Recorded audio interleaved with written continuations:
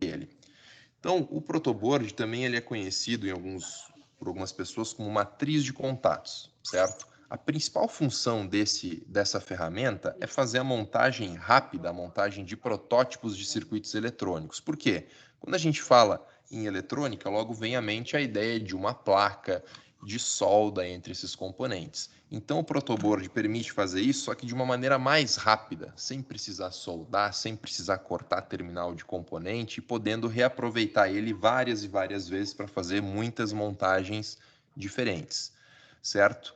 Então, a primeira característica de um protoboard é o número de pontos. Então, cada pontinho desses que vocês percebem tem a possibilidade de ser colocado um componente, uma conexão, um fio. Então, quando a gente vai até uma loja comprar um protoboard, uma informação que o vendedor vai pedir é justamente o número de pontos. Então, esse aqui, para vocês terem ideia, tem aproximadamente 3.000 pontos, é um modelinho bem grande. Mas existem menores, como esse aqui, por exemplo, tem aproximadamente 900 pontos, e acaba também, para quem está começando agora, de repente, sendo mais em conta, né? Tendo um valor um pouco mais acessível. Mas, enfim, todos eles, não importa a quantidade de pontos, a marca, enfim, a característica é basicamente a mesma.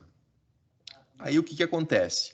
Além desses pontos que nos permitem fazer a inserção e a colocação dos componentes, o protoboard já tem internamente algumas ligações pré-estabelecidas, ou seja, esses pontos eles já têm algumas ligações internas.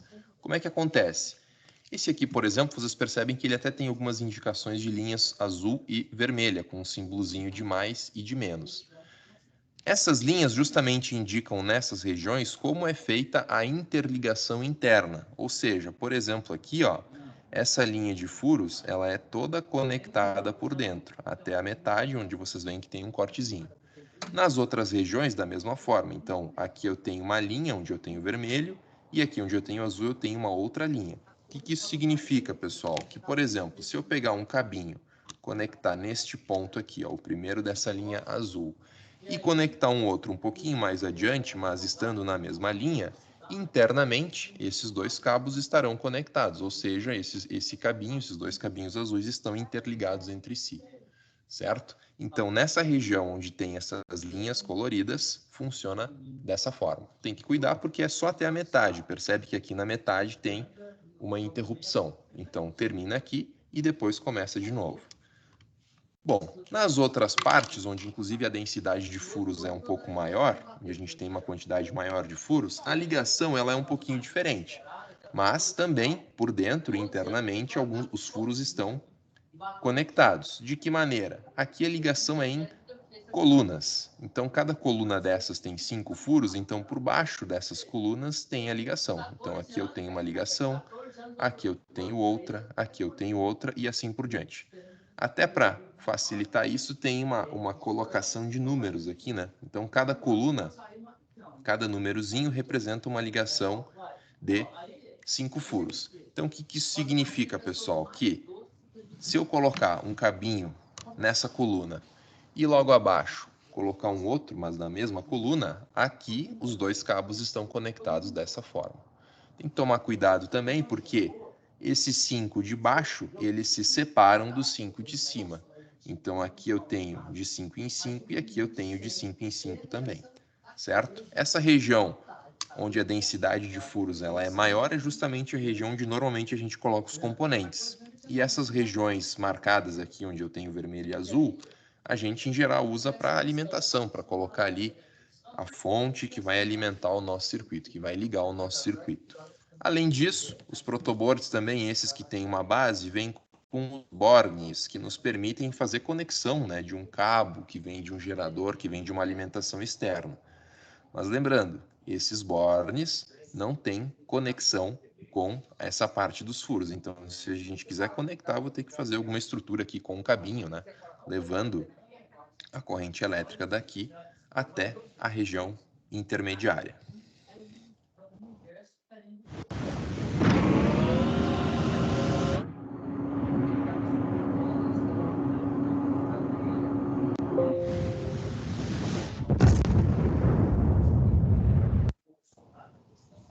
E aí, tá gostando do vídeo?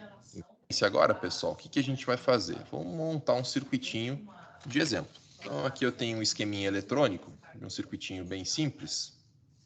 Vocês conhecem esses componentes aqui, pessoal?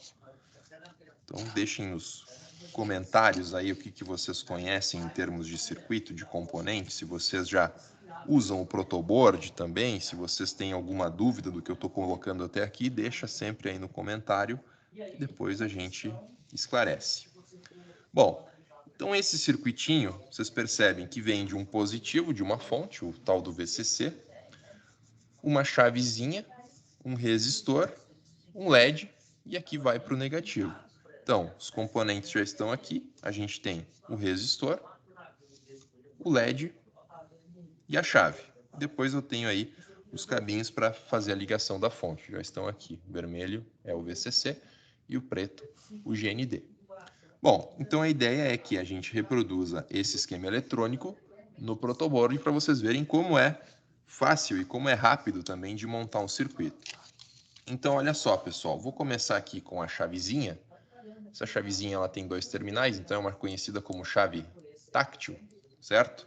E aí, como eu falava para vocês, em geral os componentes a gente coloca nessa região onde tem uma densidade maior de furos. Então, cada terminal da chave eu coloquei numa coluna, certo? Então, detalhe, se eu colocasse, por exemplo, essa chave assim, tem problema? O que vocês acham? Comenta aí. Se eu colocar ela assim, eu já tenho os 2 terminais ligados um com o outro, ou seja, aqui eu fiz um curto-circuito nessa chave. Então, a gente precisa colocar ela nessa região na horizontal. Então, cada terminal da chave numa coluna. Bom, depois disso, o resistor, da mesma forma, cada terminal numa coluna, certo? E por fim, o LED, certo? Bom, o LED, pessoal, tem que lembrar que ele tem um positivo e um negativo, então eu não posso ligar ele ao contrário, ele tem o lado certo para ligar. Vocês sabem como diferenciar isso? Então tem 2 maneiras. Quando o LED é novo, o terminal mais comprido, mais longo, é o positivo, e o mais curto, por consequência, é o negativo. Além disso, pessoal, aqui no plástico, ele tem uma regiãozinha que de um lado é reto e do outro lado tem uma pequena aba. Então, o lado que tem a aba também é o positivo e o lado reto é o negativo. Então, percebam que o positivo vai ficar aqui para o lado onde está o resistor. Então, encaixei ele ali. E agora, o que acontece? Uma coisa interessante, é uma função do protoboard, os componentes ficam fixos ali, né? Então, eles já não caem, mas eles ainda não estão interligados entre si. Então, agora, pessoal, para fazer a ligação entre um componente e outro, eu vou usar esses cabinhos aqui, conhecido como jumpers, tá? Mas se você não tiver isso, um recurso bem bacana também que dá para usar para fazer essas ligações são aqueles cabinhos dos cabos de rede, os cabos de internet. Então, também é uma dica aí para utilizar. Se você utiliza algum outro tipo de fio, algum outro tipo de cabo, pode comentar aí para compartilhar com os colegas, certo? Então, vamos lá, fazendo a ligação. Então, primeiro, vou fazer a ligação da chave com o resistor. Então, essa ponta do cabo eu vou conectar na mesma coluna onde eu tenho aquele terminal da chave. E a outra ponta na mesma coluna onde está o terminal do LED, certo? Da mesma forma, a ligação entre o resistor e o LED, certo? Então eu liguei cada um na mesma coluna de um dos terminais do componente.